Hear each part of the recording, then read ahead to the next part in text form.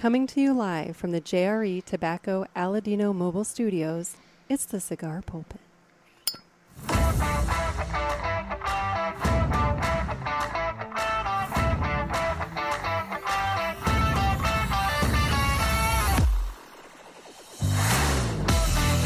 Hello, everybody, and welcome to another sermon from the Cigar Pulpit. I'm the Bishop of the Burn, Nick, and today it's TPE preview episode. I'm one trade show past already. It's like I'm thinking ahead.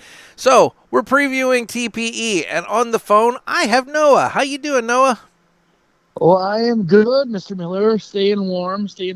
Yeah, trying to anyway. Mm-hmm. Now, obviously, for the listeners who are listening to this, just because it's inevitable we're going to fuck up, we are recording this in advance. Because as you're listening to this, Noah and I have just probably we're at the third and final day of TPE out in Las Vegas.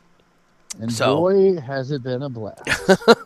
I mean, look, it can't be any worse than these cold temperatures we're dealing with. That's all I'm saying. I barely can feel the pepper spray and tasers. Well, at this point, you've had multiple days of it, so I would imagine it's worn off. Yeah, you're getting a little, what is it?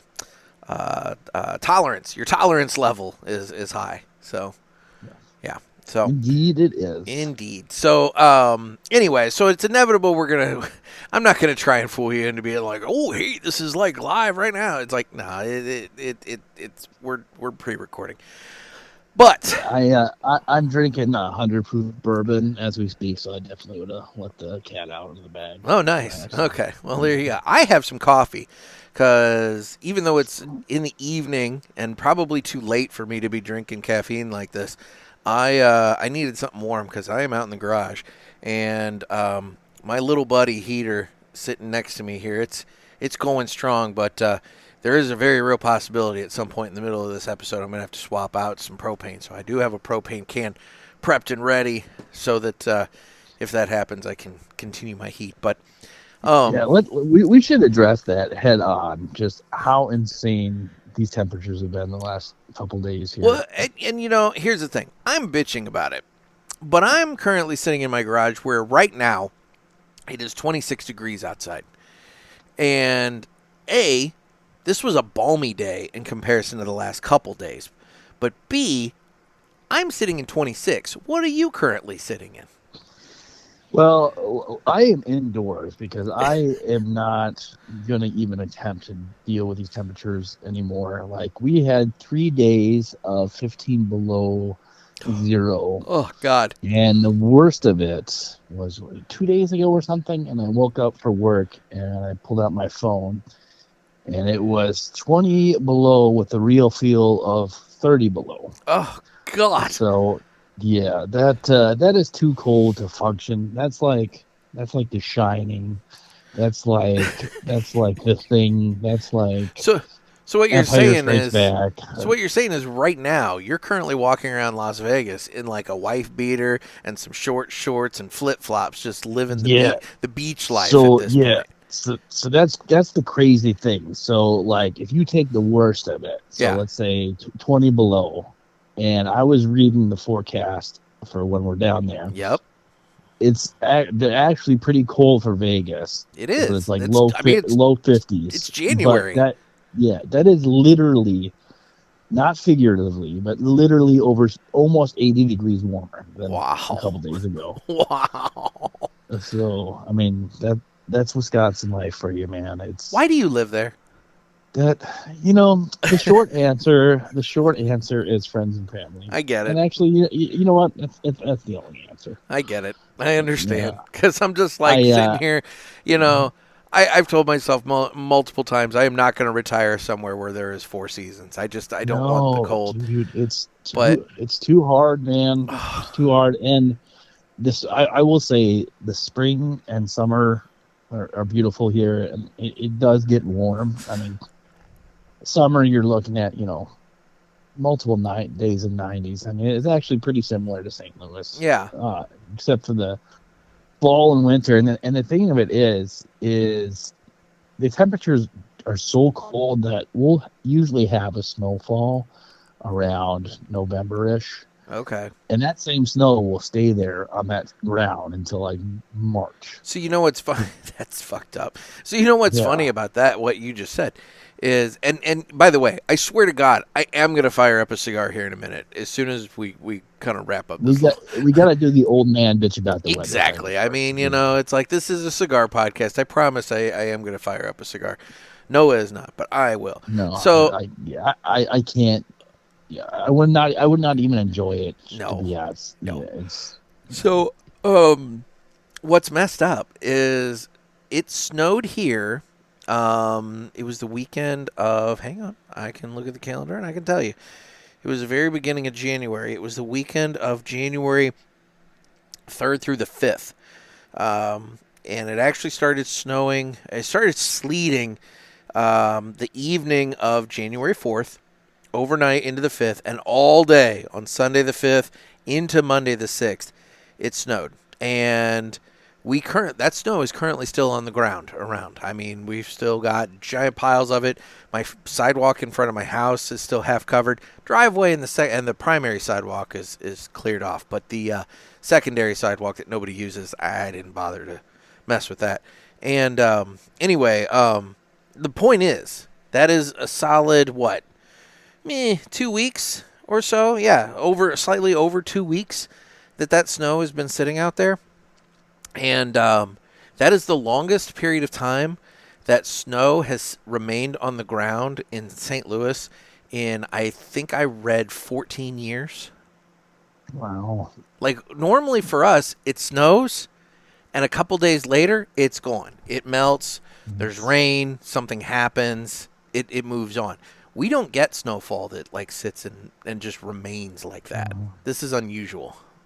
Oh, consider yourself lucky. I actually saw in the news today that it was snowing in Pensacola, Florida. Oh, yeah, I know. I saw pictures. And New Orleans as well.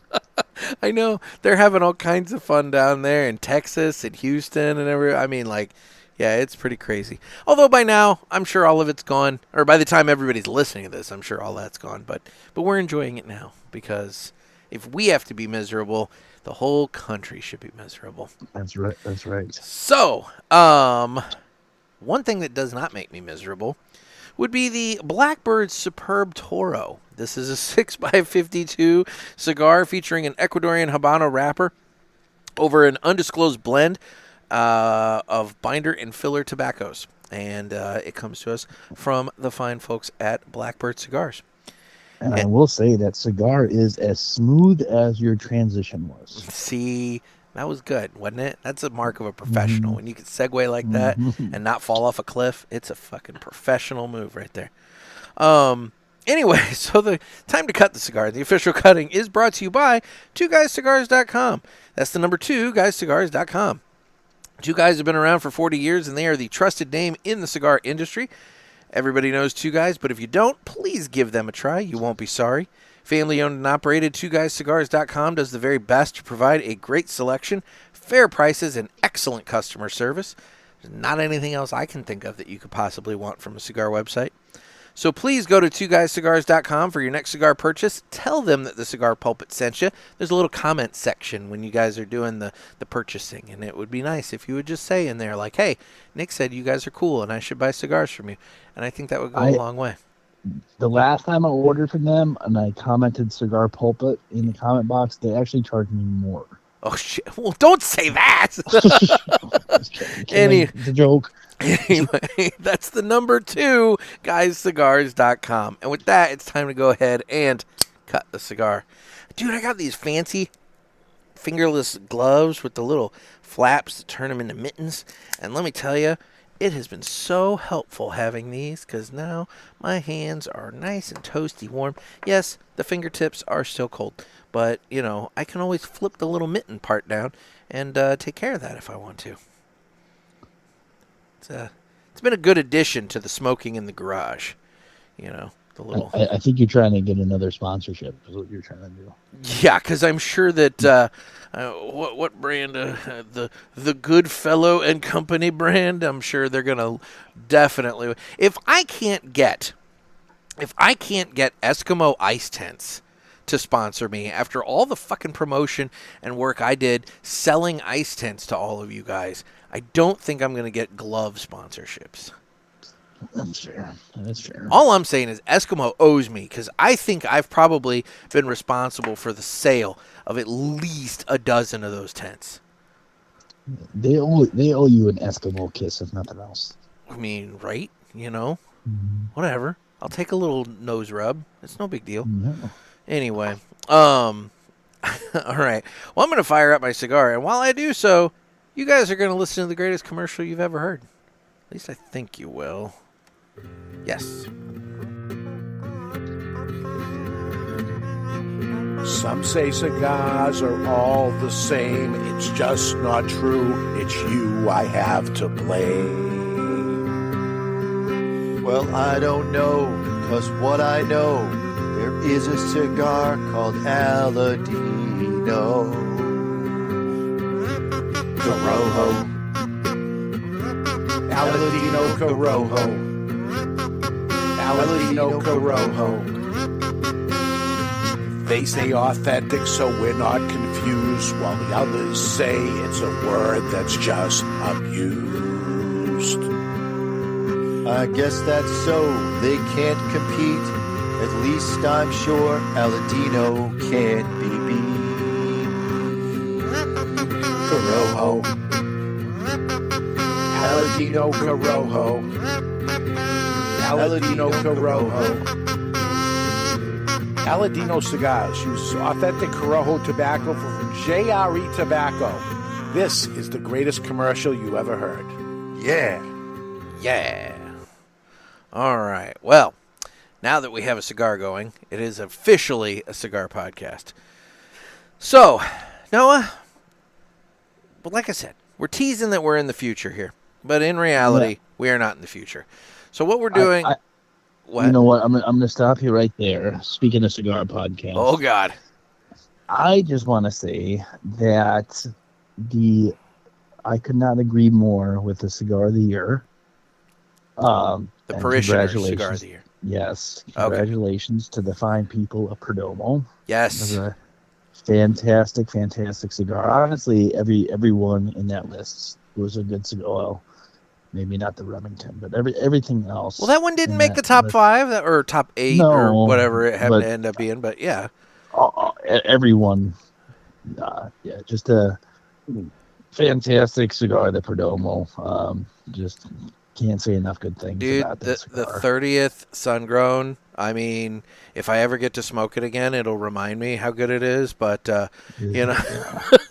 Yes, for those of you keeping track, I realize this is coming out on January 31st, and I would hope to God the post office would have gotten me my package by then. But currently, as I sit and record, it has been sitting in the St. Louis Distribution Center for at least 2 days. So, you know. I think you're looking at 50-50 for the 31st. It really, no, I mean, it could, watch. You know what's going to happen? I'm going to leave for Vegas, and that's the day that it's going to show up in my mailbox. Sounds about right. You know, it'll just sit there. Yeah. But anyway, the Cigar Authority is really going to think you're copying them now. Hey, here's the thing. They picked that cigar. Okay, now I know Dave has all the different criteria and whatnot, but they picked that cigar. I didn't have anything to do with this one getting picked. I didn't nominate it, and I didn't vote for it because I don't nominate any cigars that are on the list.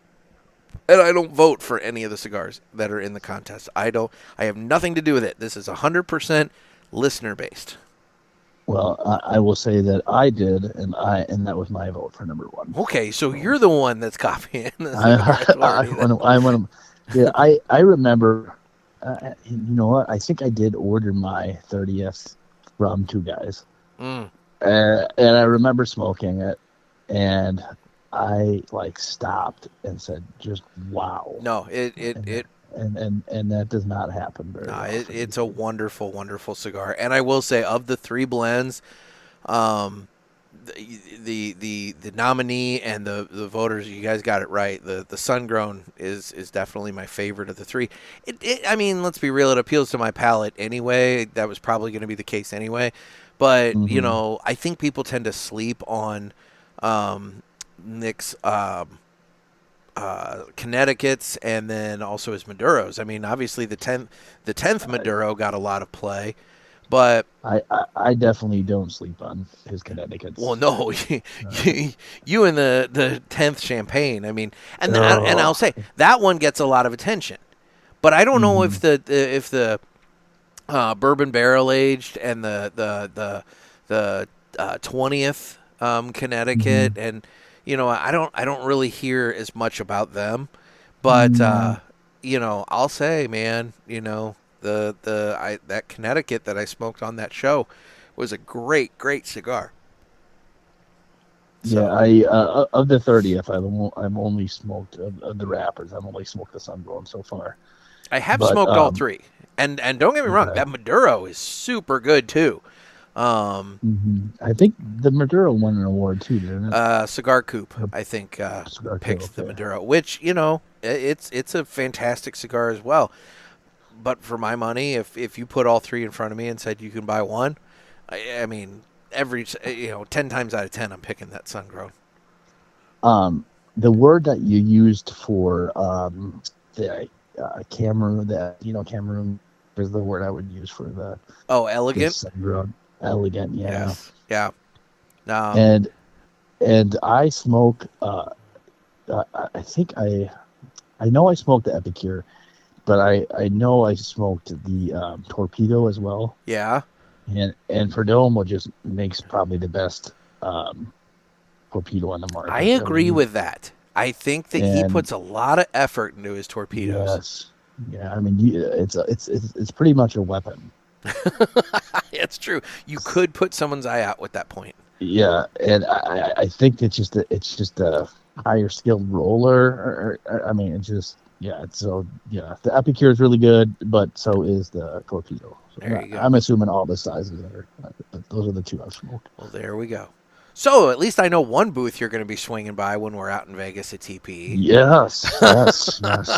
Which, I did, I don't know if it was, I can't remember if it was part of the interview I did with Nick or not, but he will not be in Vegas. However, Nicholas Perdomo III will be at TPE. So.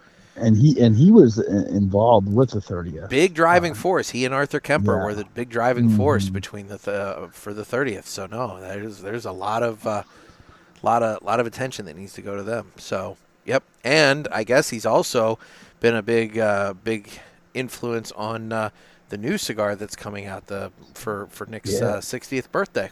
So. Yeah, I was listening to the latest Cigar Pulpit episode, and I'm definitely intrigued by that that new launch. So we'll have to press it and see if we can get any deets. We will do our best. We will do our best. So I will bring some chloroform. Well, I would expect nothing less, from you Wisconsin folks. It's like, yeah, exactly. It's a long winter, man. So we're heading out to Vegas. So all right? You've heard about TPE on my show for a number of years. I'm assuming you've never been to any tobacco trade show, much less this one or PCA. That is correct. I have not been to a tobacco. So what are you like? What are you personally like? What's your thought? What's your impression? What's your expectation?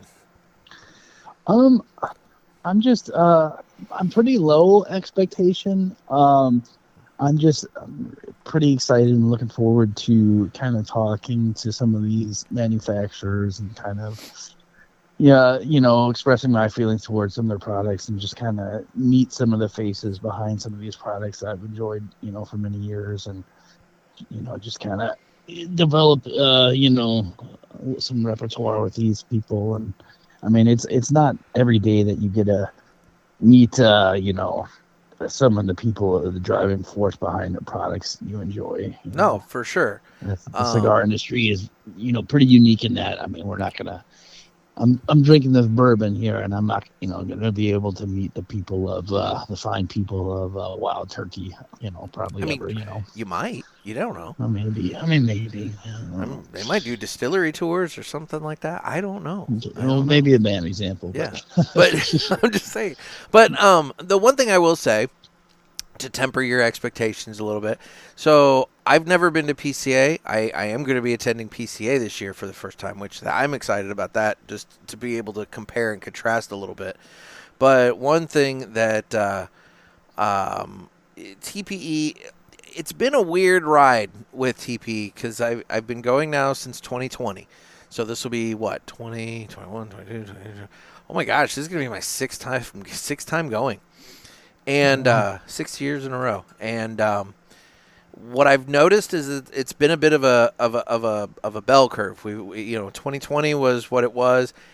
And then, it kind of peaked, I'd say, in about 22. 22, I feel like, was a big one. 23, you started to see a few companies maybe drop back out. And then, man, 24, the moving of the trade show, the moving of the PCA trade show to March really cut the legs out from underneath TPE last year. And it wasn't noticeable in the attendees, like the booths, or the vendors, I should say. It wasn't really noticeable in the vendors as much. Where I noticed the decline was the attendees. And it seemed like there were lots of people there, but they were there for the blue carpet stuff, not so much the red carpet stuff. The cigar shop owners that did come out, look, TPE was offering, 2 free nights in the hotel. So, some of these shop owners could say, fine, I'll fly out on Wednesday, and I'll have a little bit of time, or I'll fly out Wednesday morning, have a little bit of time at the show, go to the party Wednesday night. My room is free Wednesday. I'll go to the show on Thursday. I'll do all my business. My room is free Thursday night, and then I fly out on Friday. So it really didn't cost them as much. And I feel like that happened because in terms of attendance of people for the cigar side, the red carpet on Friday was pretty slow. And so I'm kind of expecting to see something similar in that regard. There are I've looked over the map for this year, and I've looked over the list of companies that are displaying this year. There are a few that I feel like the count is down. I feel like the count is down. However, there are some pretty heavy hitters in and amongst those that are showcasing. You've got Aganor Salif, Altadis with all of their brands. So that's Romeo and Juliet, and that's a whole catalog. Te Amo, Monte Cristo. There's a ton. Aging Room. It's a wide berth. Wide. Artista Cigars is going to be there, and that's one that I don't know how wide they are around, but you hear a lot of them about them from Dave and the Cigar Authority because they're in two guys. They're the ones that do the Big Poppy cigar, and they do the is it the El Popo? Is that them? No, that's somebody else. That's the Viva La Vida. That's right. Whoever makes that. Yeah. But Artista, they make really good cigars, and so they're going to be there. CLE, so you'll have Christian Aroa. I don't know if Christian himself will be there. See, that's the other thing. It felt like in years past, the primary person would be at the show. Mm-hmm. It felt like last year, and I would imagine this year, you're not going to see you're not going to see as many of the primaries. You're going to see sales reps or maybe like other executives from the company. Like I know Aladino's going to have a booth, but Justo is not attending. His wife Vivian is attending, and Vivian's a lovely woman, and she will be awesome to talk with and everything. But I'm just saying. So like, Nicholas Perdomo is going to be there for Perdomo. Nick Perdomo, not so much, but they've got their Nicaragua farm tours going on right now. It's a busy time of the year. That's the other thing. This is a busy time of year. That's why Villiger isn't there. They've got other commitments going. And so, it is what it is. But there's going to be some really, really cool brands. I was going down the list here a little bit. Crown Heads, Davidoff, Drew Estate, man. The Drew Estate booth, you're going to see that, and it's going to be a big old freaking party. I mean, you can't miss the Drew Estate booth. And are they the official sponsor of the after party, or is that different every year? How does that work? They were in years past. I don't know if they are this year or not. Okay. I haven't looked at the information for this year's party to know. But I know in years past they were. Pardon me, folks, while I swap out the propane tank as we continue this conversation. But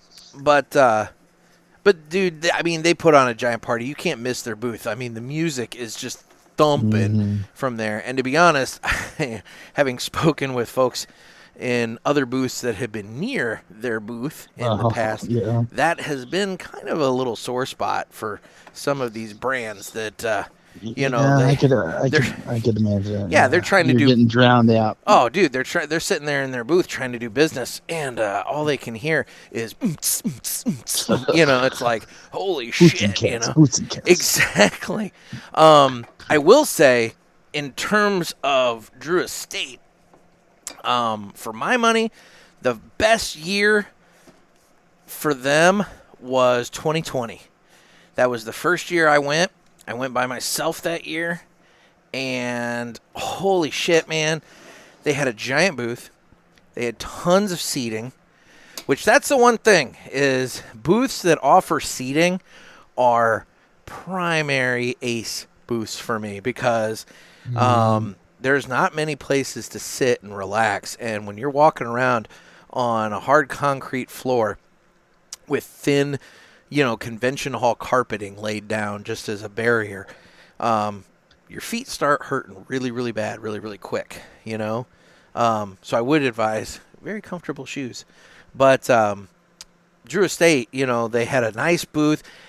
They had tables with factory smokes, just piles and piles of factory smokes on them.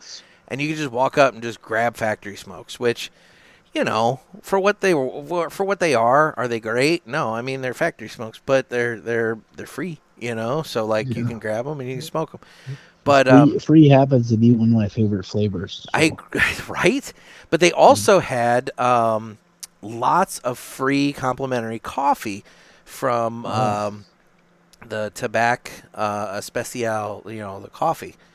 And it was nice because, like, you could go by there, you get a cup of coffee, you get a cigar, and like. So is this every year that they're doing this, or just some years? So they only did the coffee the first year that I was there, 2020.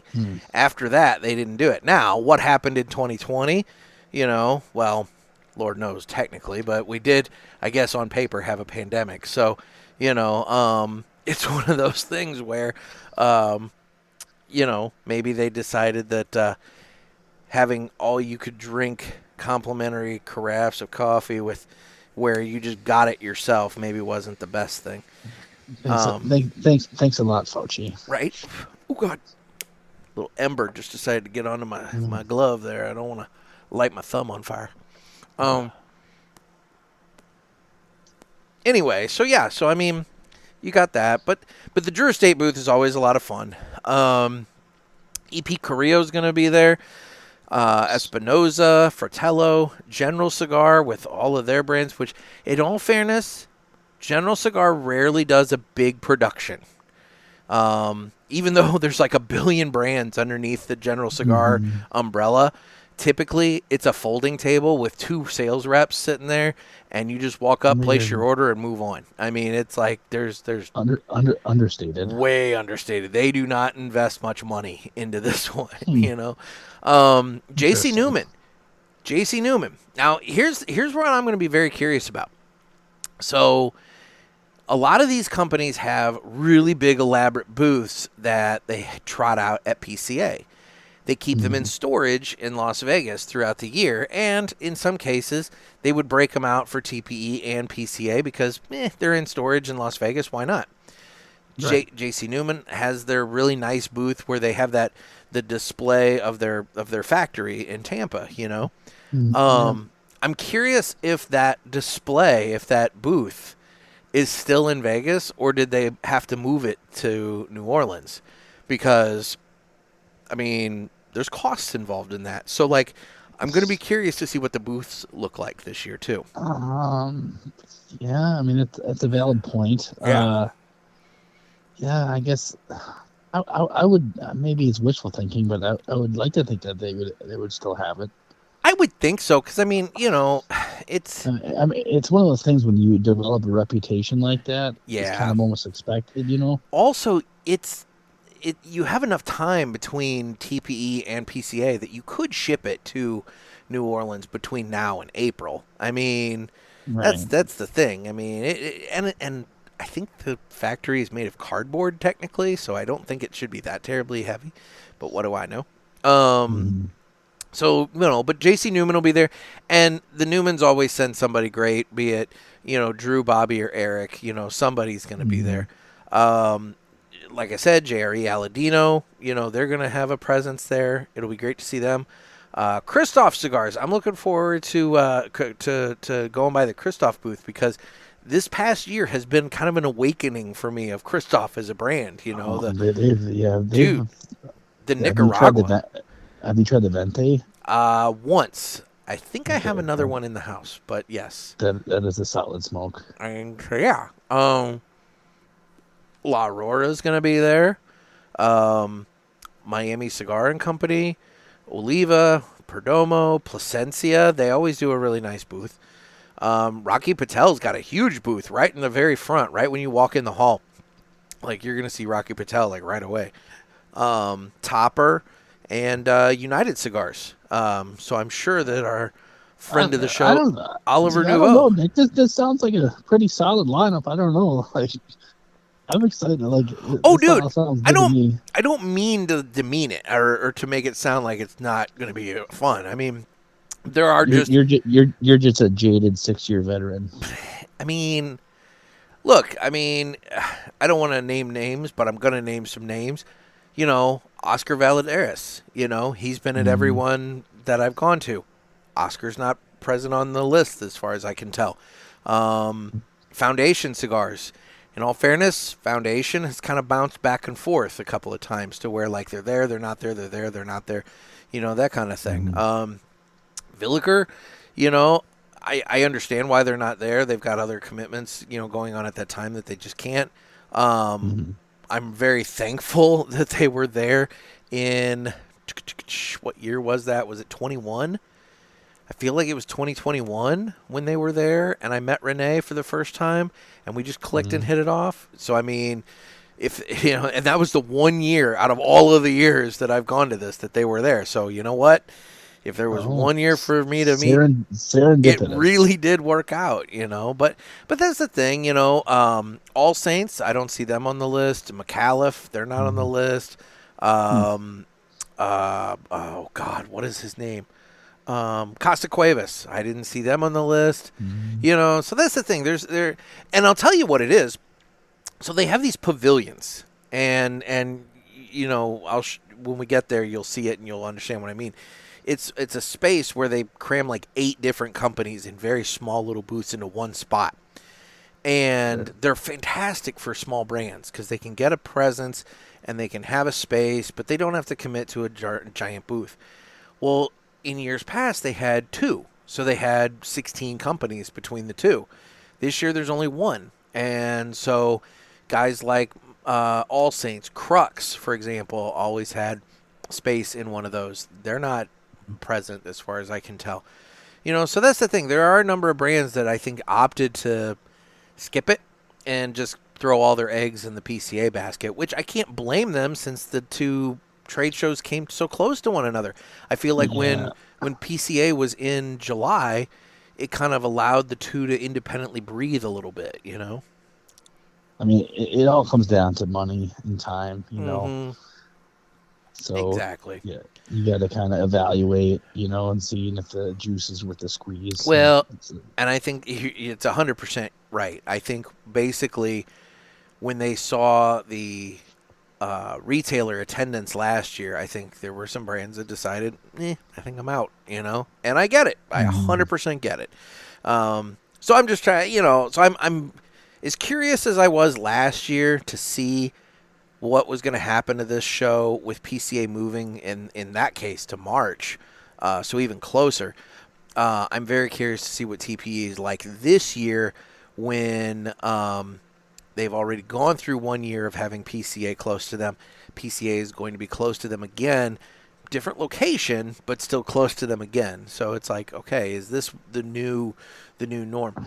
But I'll say this, it's still always a fun time. Like you said, there's always representatives of all these companies, so you get a chance to actually sit and talk and interact with and learn about their brands and their cigars and everything.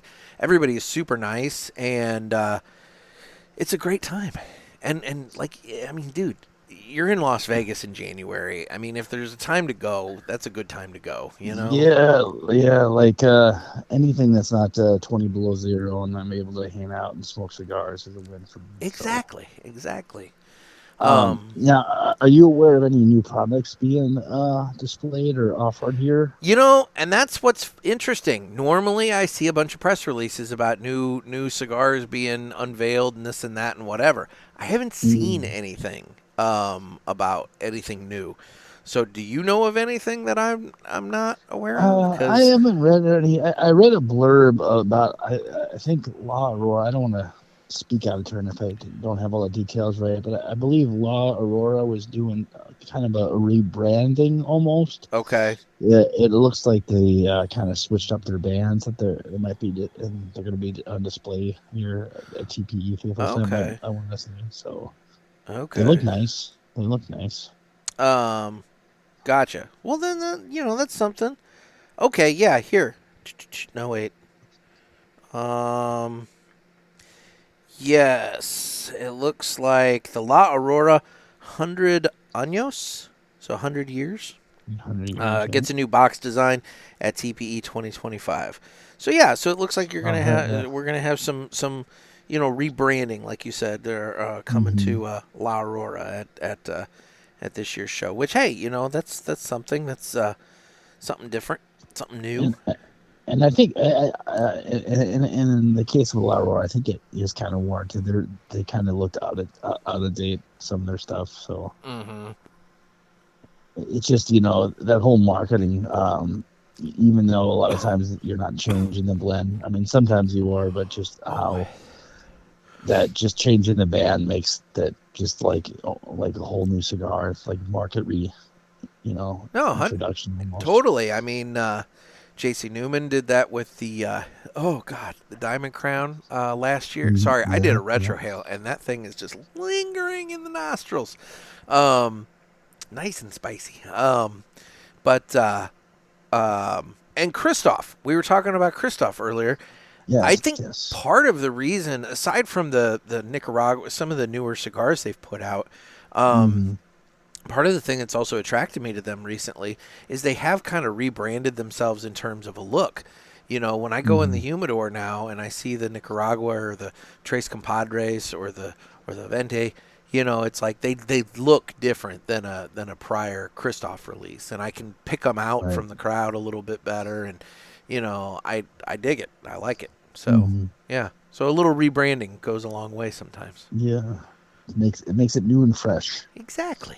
Like a haircut. I just got one of those today, ironically enough. That's on my to-do list for this weekend. So. The lady, I think, took a little bit off the top, a little bit more than I would have liked, but you know, that's why God invented a baseball cap. Yeah, well, and I'm sure by the time I come out to Vegas, I'll have another, you know, not quite a week on it at that point, so. It'll be better. It'll be fresh. It'll be good. Because I got to look good for the party. Because that's you mentioned it. Wednesday night is the big industry party. Now, They're having it at the some sort of lounge at Caesar's Palace this year Yeah. again. That's where they had it last year, and Okay. I did not go last year. Okay. Yeah. Um, See, I'm generally not like a nightclub type of guy. Like you're more of a lounge guy, but I mean, free drinks and what is it? A cigar terrace. I mean, yeah, unsold. and also let's be So, real, you don't have to stay for like the whole time. You can pop in, you can look around, be like, oh hey, look, well, been there, seen it, it move on. it also said free desserts too. So Oh well, okay then. So that so I might be that staying there a changes. while, is what you're Yeah, saying. yeah, that changed. You gotta taste them all.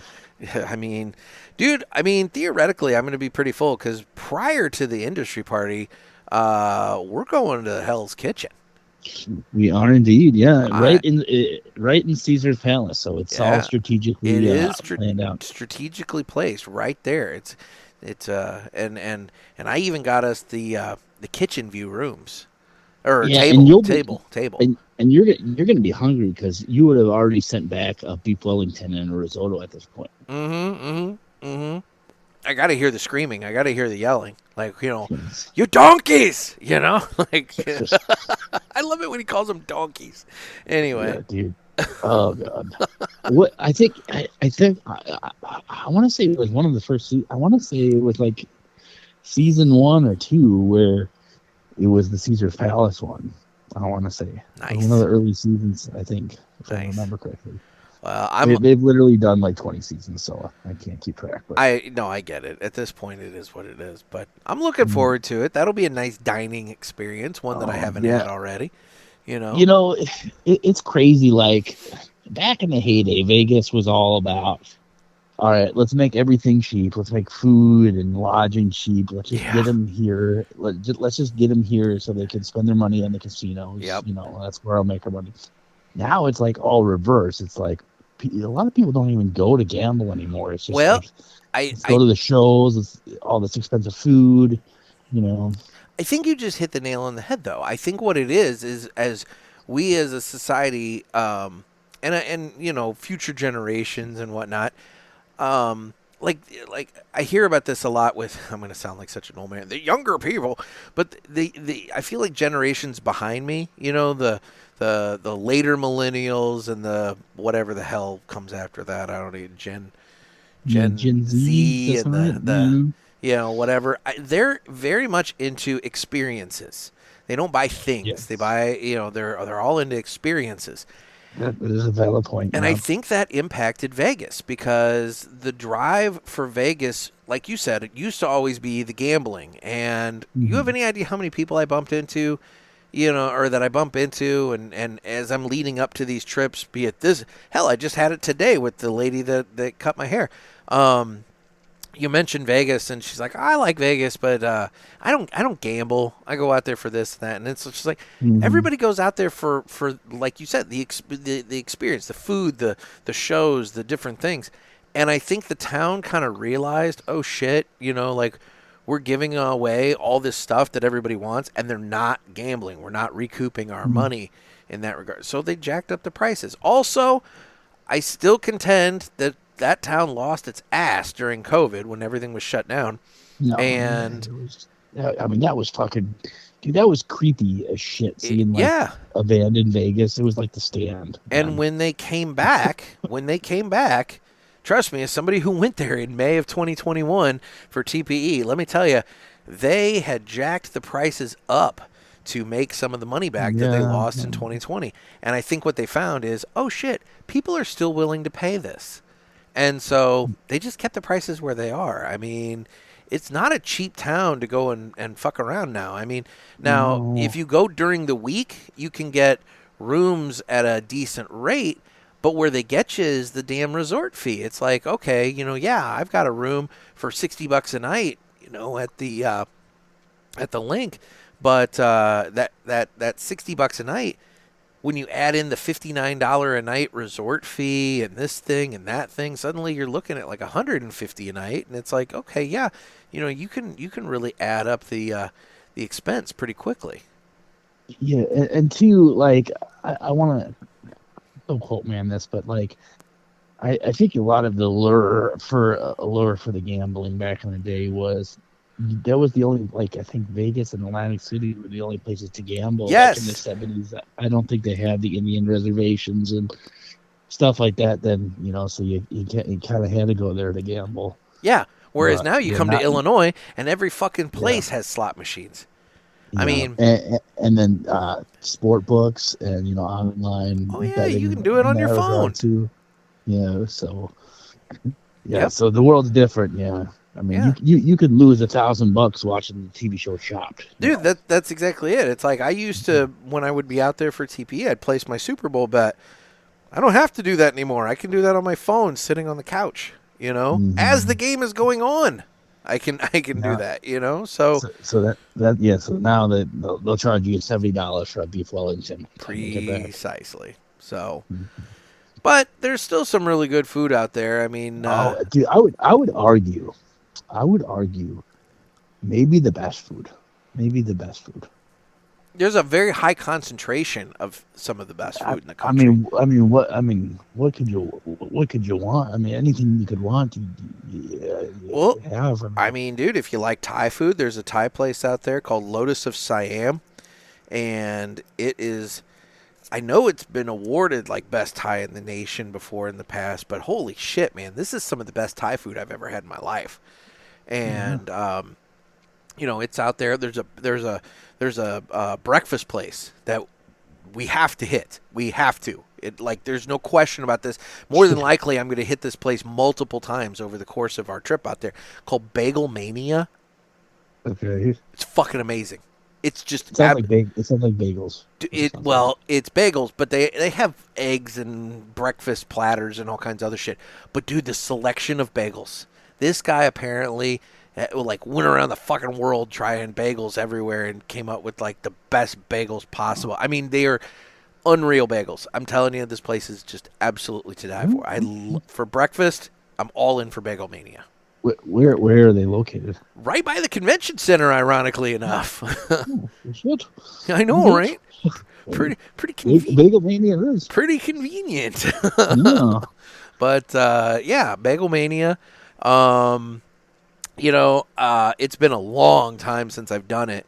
The buffet at Caesars is one of the best buffets out there. It's costly. It's costly. I mean, honestly, they all are really. The one at the Wynn, also an amazing buffet. As far as buffets, I did the Rio last time. Yeah. My God! Why? It was fucking big and gigantic. Oh, but dude, the Rio. What's wrong with the Rio? Is the Rio not nice anymore? Yeah, the Rio's definitely. I should have seen better days.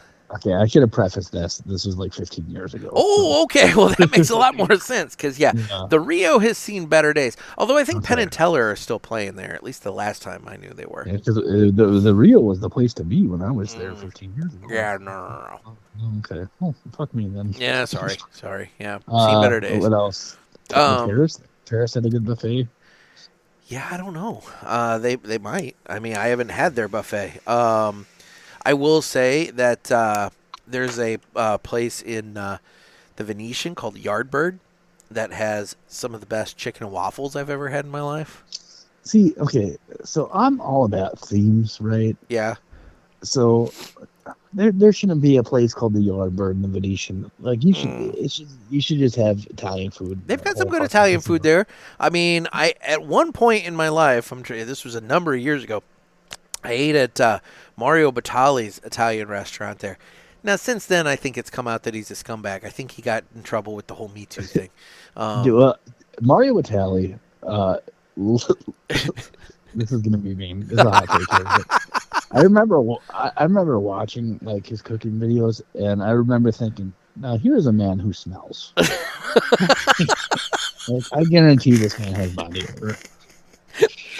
He's just a big old fat ginger in Crocs. Yeah. I don't wear Crocs, at least, okay? Just for the record, I don't wear Crocs, but Well, are you gonna get Manny before you go, or a Petty? I'm sorry, Penny. You should probably get a petty. I should. I don't know. I don't want to get one out there because, man, it'll cost me like crazy amounts more. I don't know. I mean, I'm going to be wearing closed-toed shoes everywhere, so it's not like I'm going to be like rocking the flip-flops everywhere I go. So that's fair. But on the flip side, I don't want to like rip up the sheets in the hotel room or anything. So. Maybe there's like a happy medium. I'm not that bad. I did get one not too terribly long ago, so I don't think I'm officially fully due yet. But it's borderline. I could do it if I wanted to, but at this moment I haven't. But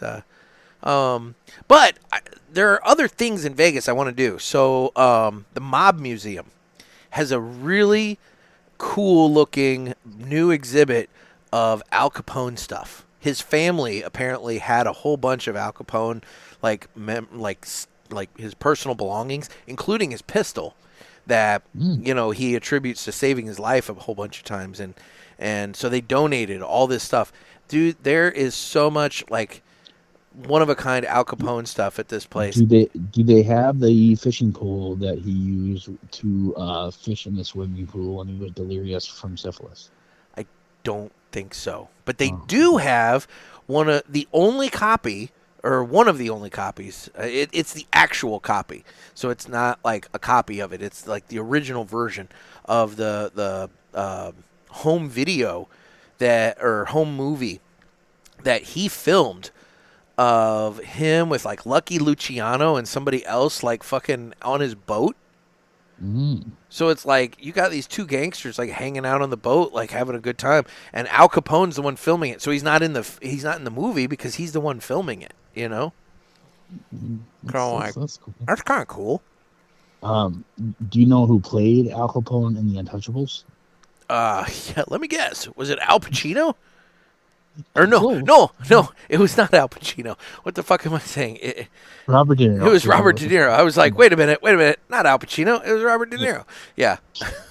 he gained 30 pounds for that movie. I could believe that. And I remember watching the director commentary, and the director was basically lamenting that 75% of their budget practically went to pay De Niro. He requested such a large fee to be in that movie. But dude, you needed it. I mean, look. I mean, Kevin Costner was great. Sean Connery was great, and then you had De Niro. I mean, that's just that speech he did with the baseball bat. Yeah, phenomenal. Yeah, you need it. It was worth it. It was well worth it. So I want to go to the Mob Museum. I think that's the thing. I don't tend to. Typically, when I'm out there for TPE, I'm singularly focused. But I want to have a little. There's time. There's time to have some fun. Like honestly, my thought was with the industry party, if it turns out to be lame and I don't feel like having my ears blown out by house music all night. The beauty of it is it's in Caesar's Palace where you have the Monte Cristo Lounge. And that Monte Cristo Lounge that's in Caesar's Palace, dude, it has significant significance to you. It's where it all started. That is the lounge I bought, my white series and went on my cigar journey and whatever. You never would have imagined in a million years buying that cigar that you would be hosting a cigar podcast after that. No, definitely not. Especially one that's been going for more than 5 years now. It's like, it's crazy. Crazy. It's crazy. 5 years, over 550 episodes. I mean, it's nuts. Never would have imagined that. Yeah, that's hell, a beautiful thing about life, man. It takes weird turns sometimes, but that's the thing. There's fun to be had all over the place, and I don't know. I'm looking forward to it. It'll be good to get away for a little while and just kind of And the first big boxing fight of the year happens to be that weekend while we're there. Now you guys, you're staying out there till when? See, we get there Tuesday and we're there, fly back Sunday. Okay, see, that's the thing. I fly back Saturday morning. So the fight's Saturday, but I'm hoping, but there's like shit all week. There's the press conference, there's the weigh-in. So I'm hoping to get away enough to at least get to the weigh-in. So See, the fight's at the T-Mobile Center, but I'm not sure where the weigh-in and stuff is. But and that's I'll the have to figure that out. that's the one thing I'll say is that my thought on this is, on one hand, I look at this list and I'm like, man, there's fewer brands and everything else. But on the flip side, every year I tell myself, okay, Wednesday, I'm going to hit the ground running. We're going to nail a whole bunch of interviews on Wednesday. We're going to get a whole bunch of work done. Thursday, we're going to go in and mop up, finish up, get all the rest of the interviews we need to get done. And then, the rest of the day, Thursday, we can kind of take it easy and relax. And then Friday, if we want to, we can go and just, go around and have fun. Or go to Bagel Mania. Exactly. Go to Bagel Mania for breakfast, and then from there waddle on down to the convention center going, I had too many bagels. Didn't need the schmear on that last one, but, whatever. And that everything bagel really had everything. Dude, it's so fucking good. The egg bagels there, like they're so yellow. It's like golden. It's like sunflower yellow on the inside of that bagel, but it's so good. It's such fuck the Mitten Company. I think you're trying to get a Bagel Mania sponsor. Dude, I would take if they sent me a care package every month of bagels, I would be a happy man. They wouldn't even have to pay me. They could just send me a care package of bagels every month, and they'd get an ad in the beginning of this show. I'm telling you, like Bagel Mania, I love a good bagel. Love a good bagel. Bring some business cards. There. I love a good bagel. Oh, I can tell. Anyway, yeah, I love a good mania. So. Passionate. I'm passionate about my bagels. So anyway, I think, dude, it's gonna be a fun time. It's gonna be a great time, and honestly, with less people, I mean, that like I was saying, it might be a little more intimate, so it'll be easier maybe to nail down some interviews, and we'll have a good time. We'll have a productive time. And there's always. The nice thing is, too, since you're coming with me, you get to take advantage of the media lounge. And, it sounds fancier than it is. But what it is it's a room with chairs and free water and cookies and chips. And so you get some little snacks and you get a place to sit down. And that's super valuable at this thing. So, in all fairness, I'm looking forward to sitting down. Well, not sitting down, but I mean, I'm just saying that's a nice little advantage as well. Yeah. But anyway, well, okay. Well, why don't we do this now? It's time for the Villiger Cigars Entertainment Report, brought to you by Villiger. Villiger Cigars, one of the leading cigar and cigarello manufacturers in the world, founded in 1888 and still family-owned and operated. Head over to VilligerCigars.com and check the store locator to find a shop near you that carries them.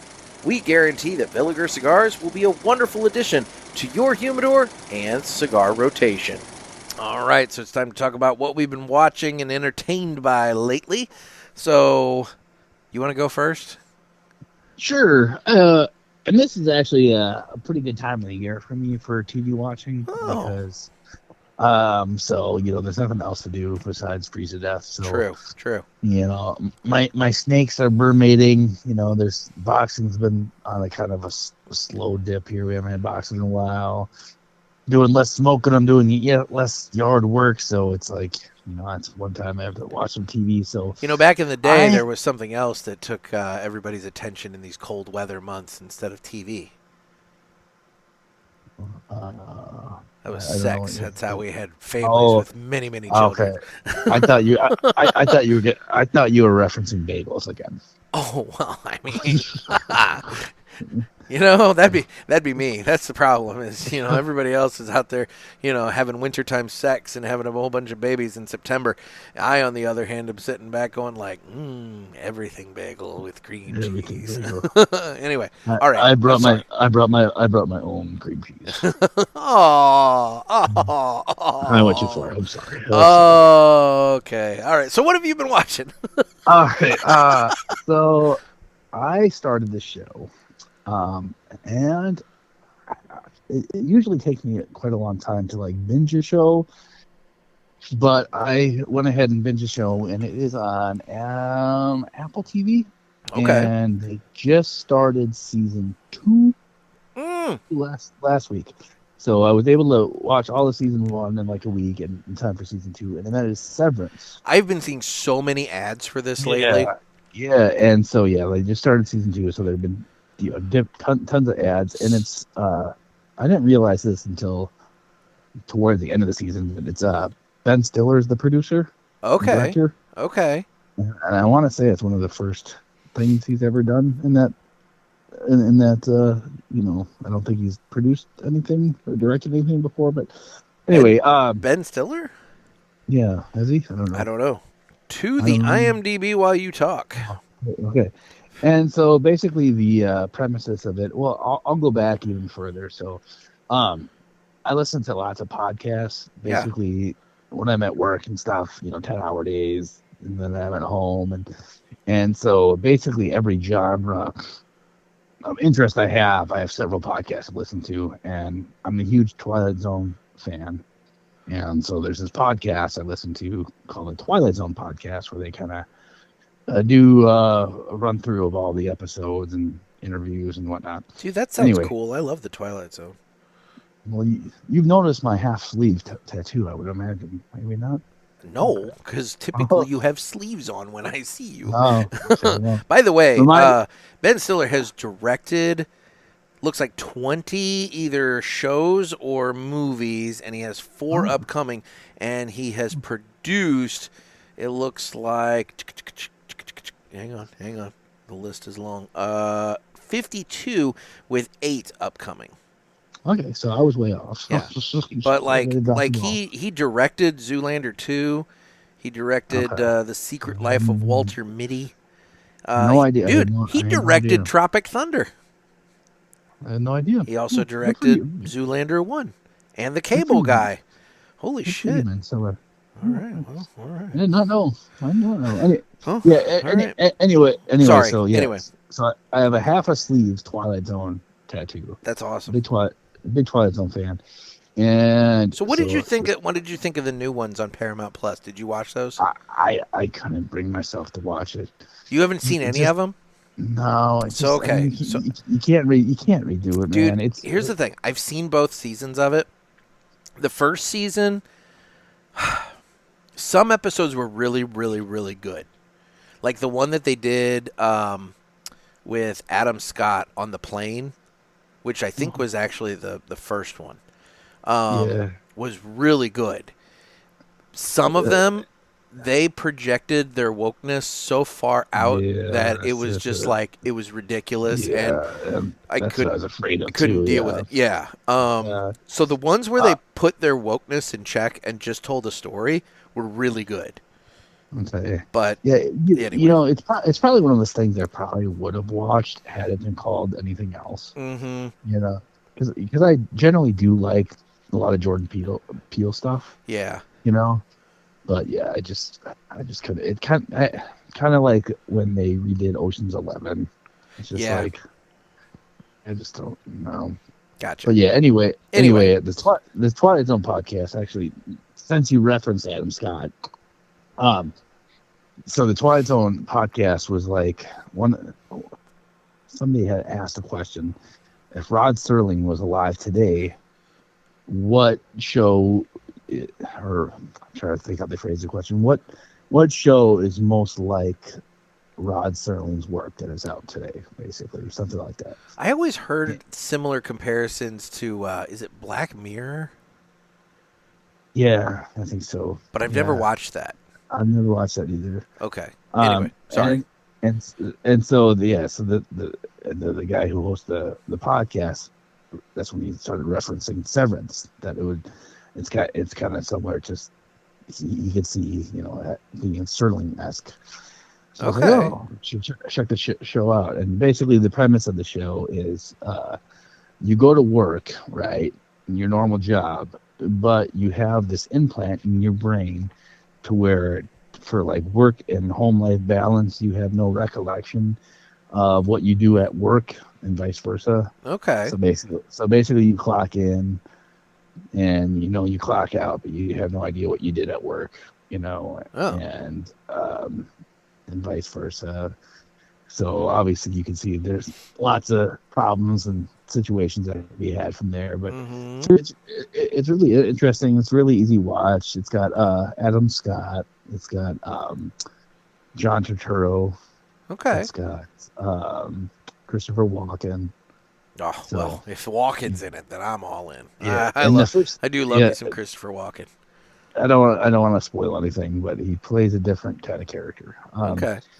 And the first season's only 9 episodes. Okay. So, yeah, it's I'll have to check that out. Good. It's very interesting, very different, very well done.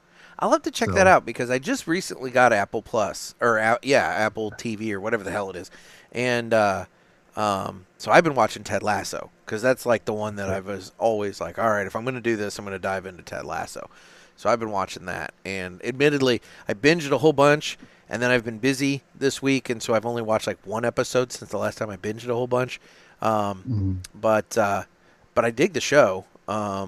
It's nice, and it's like all this like stuff is happening, and some of it's not very positive. Some of it's really sad. But then there's Ted, who's just always like just kind of putting on the brave face and moving on with life, and he's got his little sayings and everything like that, and you just feel so happy and wholesome afterwards, even though like sometimes bad shit happens, and it's just like I don't it's hard to explain, but it's like I feel so happy about this show, even though like some of it's not great. Sounds like a Blackbird segment. Yeah. Oh, are you jumping on the bandwagon now too about how all my Blackbird segments are super depressing? Oh no, I'm just saying this one sounds uplifting. But okay. No, I think you would dig Severance, and like I said, it's a really quick, easy watch. So, how long are the episodes? I want to say an hour, but it goes by. It feels shorter than that. It goes by really fast. So. I didn't know how long Ted Lasso was until I started, and it's like, oh, it's only half an hour a piece. I'm like, shit. I wish those were an hour long at this point, but whatever. So, okay, all right. Yeah, I guess what I like about Severance is it's a really unique concept. It's pretty executed pretty well. So it sounds cool. I'll check it out. Yeah. So what else have you been watching? So I've had a chance to kind of do some catching up, and I don't know why I stopped watching. I don't know if I maybe lost the subscription or whatever, but I finally got back to watching Tulsa King. I have not started that one back up either. Second season is out, and I need to watch that. Yeah, so I wanted to, because they had released the second season. Yeah. I only watched, I want to say like 2 or 3 episodes of the first season Okay. So I've seen all of the first season. I just haven't seen the second yet. So okay. Yeah, so I'm about halfway through the first season now, and it's a good show. Stallone is great. No spoilers, but I do know one thing about the second season. Yeah, no spoilers. A Perdomo cigar makes an appearance. Oh, I didn't know that. Okay, so they're smoking good over there at the Tulsa King. So and it's got Max Casala in it. So yeah, you remember him from The Sopranos? He was pretty good. So, he was pretty good in this too, and I dig it. No, it's fucking Stallone. It just amazes me. Like, he's older than my parents, and he doesn't look 75 or whatever fucking age he is now, but like he obviously is. But the one thing I'll say is how in the hell that dude avoided like playing a prominent gangster role until now, I'll never know, because like he's awesome in it. Like, why did he not do this earlier? Yeah, it seems like a natural fit. It really does. I mean, he kind of played kind of like a, technically I guess he was kind of like a gangster in Rocky. I guess that's how he started. Yeah, I guess. But yeah, that's kind of a stretch. I was gonna say, I don't really count that. I mean, like fully leaning into the gangster genre. It's like he between Rocky and then Rambo and all the others, it's like he had these roles, but it's like, man, he just never really went full gangster. I feel like there's a movie he did, but I can't think of it right now. It's possible, and I'm sure Yeah, somebody in the comments on one of the yeah, social media posts is going to light me up about it. But yeah. I want to say early on, but I can't think of it. yeah, I can't remember. I'll be honest. Other than Ted Lasso, I've still just been watching old episodes of Top Gear. That's like one of my comfort shows. I can throw that on; it can be in the background, and no matter what kind of wacky hijinks those guys are getting into, I can get into it. I just watched one the other day from, was it 2010, 2011, where they had to build their own electric car, and because James only put 2 batteries in it, it had a max speed of like 10 miles an hour, and when they would turn on the signal indicators for left and right, it would drain the battery, and so they would go slower than 10. And I mean, this thing was just such a piece of shit, but it was so funny watching them fucking making this stupid electric car that they called it was the Geoff or the Jeff. It was the GEOFF. They were like, the Jeff is slowing down, and I'm just like, I'm just laughing my ass off at this stupid car. But anyway, I enjoy Top Gear. There's something to be said about comfort TV. Dude, and I'm not even a car guy, It's like, but there's something about that show, those 3 guys just fucking around and doing stuff with car. It just amuses me so greatly. I don't know why. I don't have to be a car guy to like that show, I guess. But anyway, so, well, cool. Well, do you have anything else for this segment? Yeah.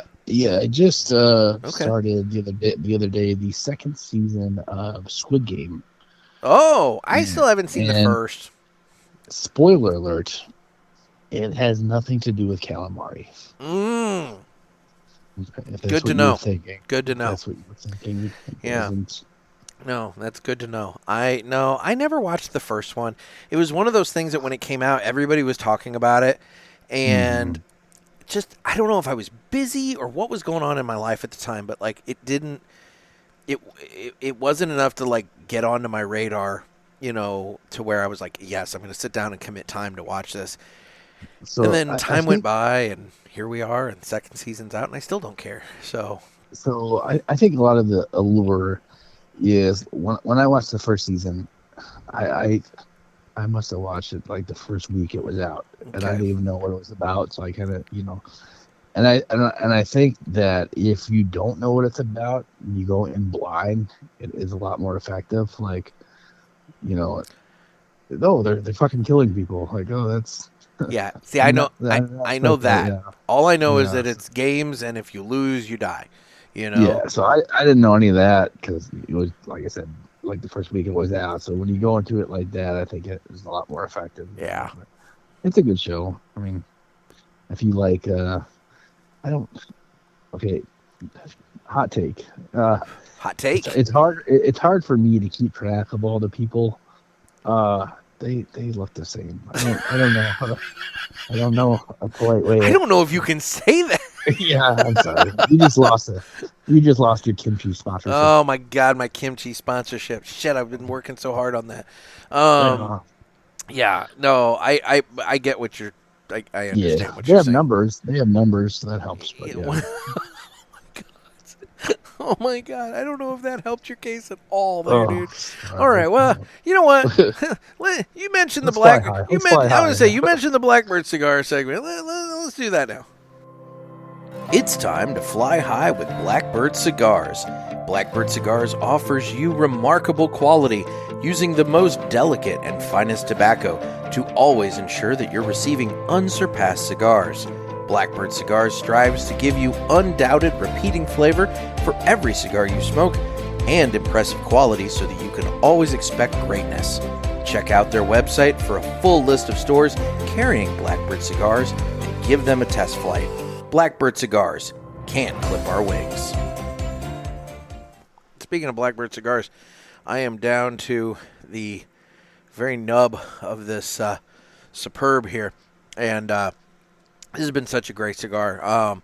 You always get I get this kind of like woody, earthy, kind of leathery flavor notes off this thing. It's It's such a good cigar, and I told Jonas when I had him on the show, and or at the, I don't know if I said it in the interview.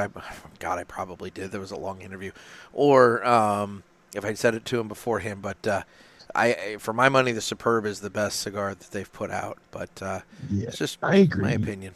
So I agree, and I was on the tasting panel, and they had this unlabeled cigar, and I smoked a couple blends of it, and they had just released what it was, and it was actually just the Rook.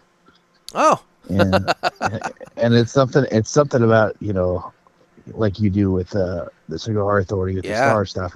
It's like so much you taste with your eyes, and you do. It's like oh shit, dog, that was good. I need to revisit that cigar. Yep. So no, it's one of those things that when you take a band off and you smoke it blind, you're just like, I mean, there's nowhere for it to hide. It's either a good cigar or it's a bad cigar, and you sometimes you find it's a really good cigar, and then find out what it is, and you're like, holy shit, that was unexpected. So anyway, well, after suffering from a stroke shortly after giving birth in 2003, 30-year-old Dawn Webster was left with what's called locked-in syndrome. It's a condition that leaves you trapped within your own body, fully paralyzed apart from small head movements and your eyes.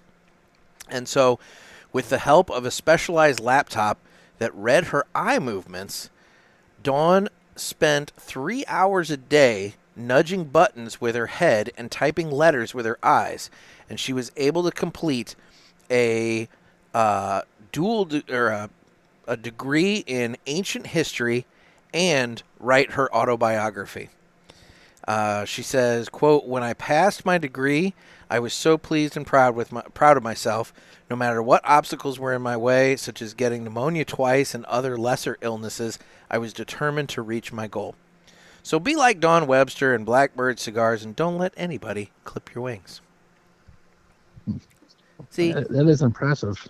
I mean, I'm sure Dave is probably going to tell me that was depressing as hell, but, it sucks that she ended up with this syndrome, but by God, she overcame it, and she got a degree and wrote her autobiography with her eyes. Yeah, that's.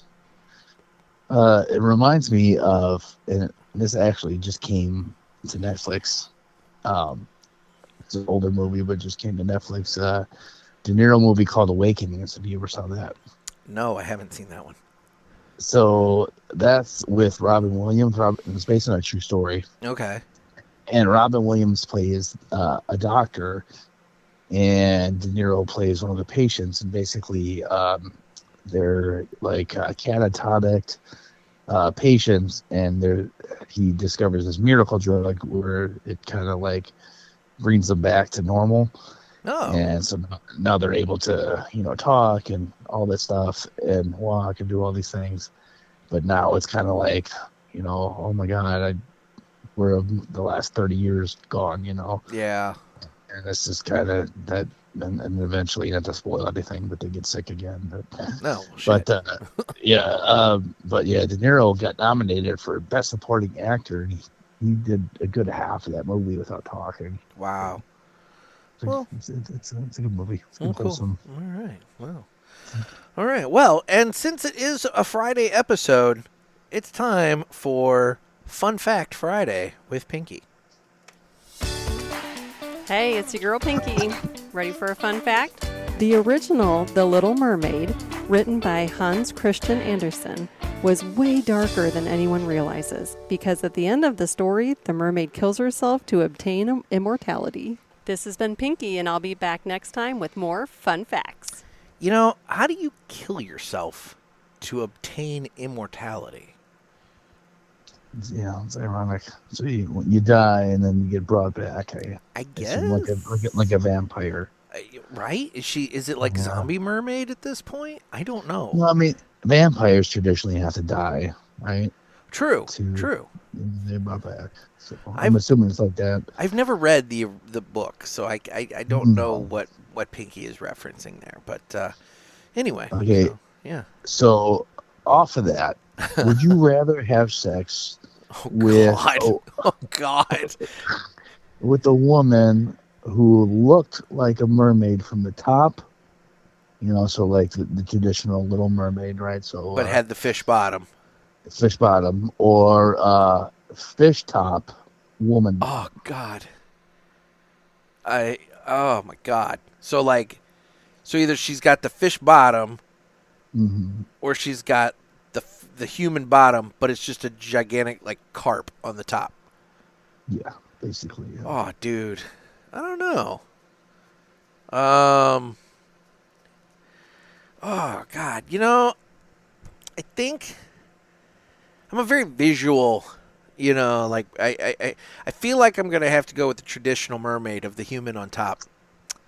Yeah, I 'Cause- mean, 'cause that's they're- probably the safest bet. I get You're able to talk with her. I was gonna say I get the face. I mean, she's got boobs at that point too. Mhm. I feel like the fish bottom. I don't know. I feel like the fish top would just be like horribly distracting and horrific, and I don't think I could do that. Yeah, I mean, I think you make the right choice. I mean, you're gonna have sex with the fish, but I mean, See, this is what happens, guys. For those of you who aren't in on the fun, this is what happens when Noah drinks.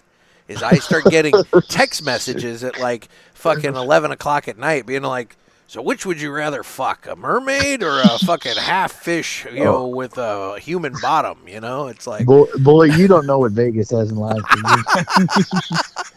you. Oh, shit.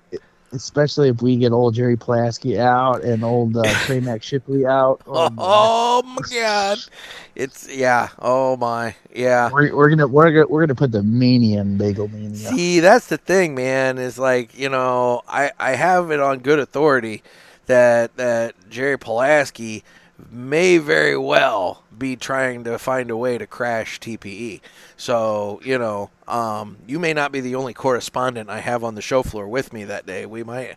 That'd be good. Like especially if he goes to the other level. Oh, Lord. Like secures an interview with Mike Tyson. Go. Jerry Pulaski reviews the blue carpet. Yeah. It's like it'd be like came over interviewing Mike Tyson and getting laid out. Oh, Still God. got it. Oh, God. Well, it'd be the hardest punch he's thrown because he didn't throw any against Jake Paul or Logan. No. Was it was Jake Paul, yeah. Jake Paul, yeah. I always get those two douchebags mixed up. Yeah. One and the same. Anyway, well, fun. Well, I tell you what, Nick, I was excited before this podcast, yeah, and after talking to you and going through the list, I'm even more excited. So, well, good. I'm glad because by the time this airs, I'll have already exhausted all my excitement. Experienced it and gotten to know it, and it'll be good times. Good times. So, well, like I said, cigars, friends, fucking bagels. You can't have a bad time. Man. No, and you know what? We're gonna. I think we might actually be scratching the surface of 60 degrees one day out there. What do you mean? Like I think temperature wise, I think we're like hitting like 60 or 61. One day out there potentially. So like, I mean, it's gonna be pleasant. It's gonna be it's just gonna be a wonderful time. Wonderful, wonderful time. And when I come back, it's already going to be February. So it's like, in February is like the shortest month. So it's basically, okay, 3 more weeks of real cold temperatures, basically, Yeah. And then you can start, thawing out a little bit. Yeah. I mean, March here typically is a pretty bad snow month. Oh, but God. At least the temperatures aren't nearly as bad. So yeah. January and February are just brutally cold. God, that's so miserable. Mm-hmm. Well, I am available on Instagram at the Cigar Pulpit. I'm on Facebook where we have the Pulpit Parishioners group. You guys are going to want to get in on the fun there. I'm on Twitter/X. You can watch the video version of this on Rumble. And if you don't have Rumble yet, you need to get over there, sign up, get an account. It's free. It's just like YouTube. And follow us on Rumble because we are on YouTube, But Lord knows when that's going to end. I mean, it could be any day or, whatever. I don't know. So we are on YouTube if you want to watch us there. And then for those Spotify listeners, we do use Spotify videos, so you can watch the show on Spotify as well.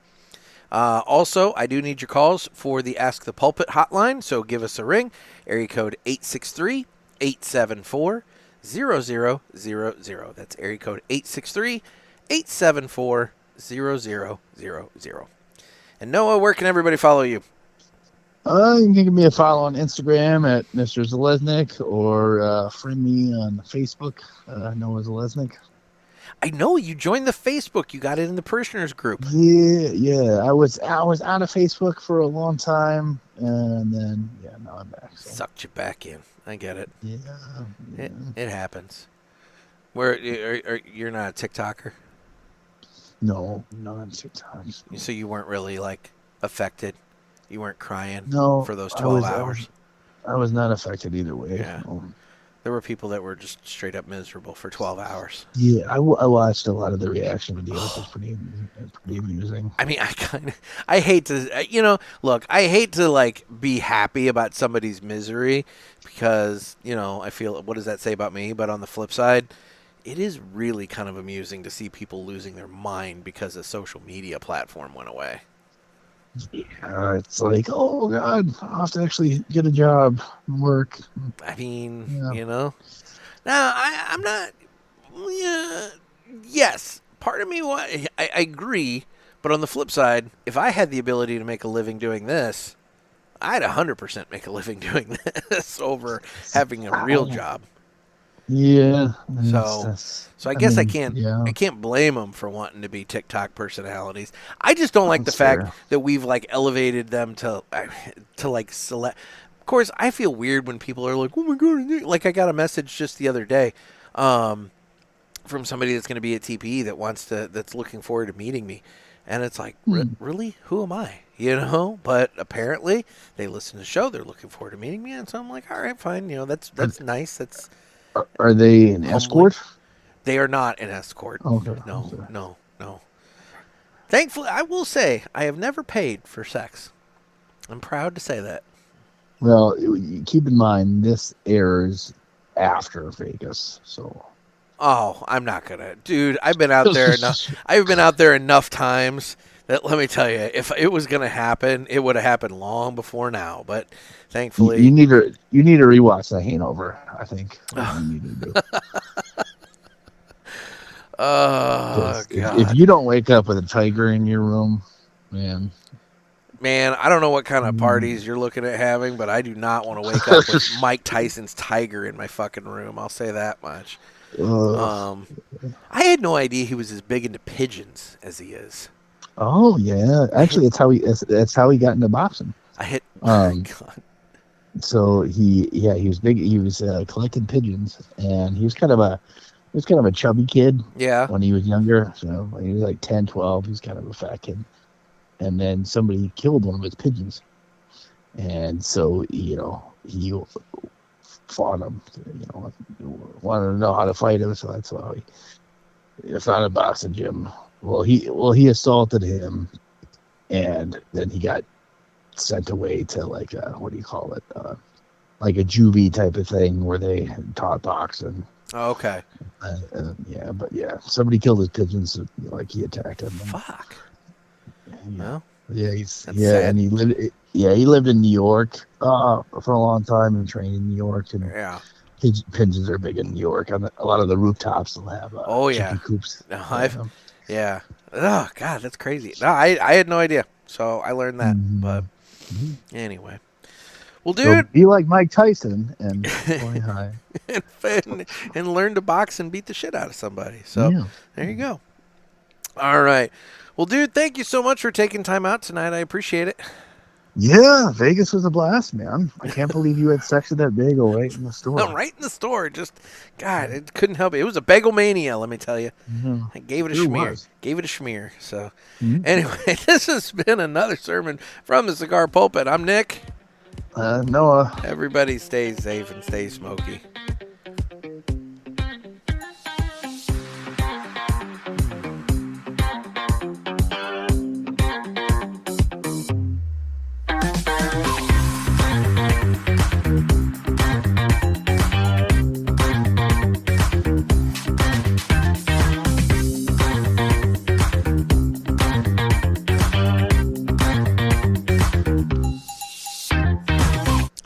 course, everybody listening needs to understand that the next episode will be the TPE episode, and that will be with all the interviews and this and that and whatever that Noah and I obtain while we're there.